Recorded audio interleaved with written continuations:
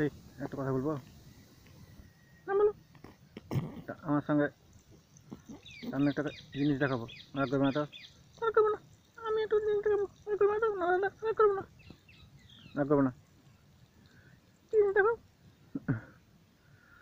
তুমি দেখো এই দেখো কত শরীর ভালো মোটা শরীর কত মেহনত করে বলিনি হ্যাঁ কত বিশাল মেহনত করেছে আর এই দেখো এই শরীরটা কত ভালো ফিট ফিট শরীর মেয়ে ছেলের শরীরটা বিশাল শরীর বেশ ভালো লাগছে স্বভাব খারাপ চরিত্রহীন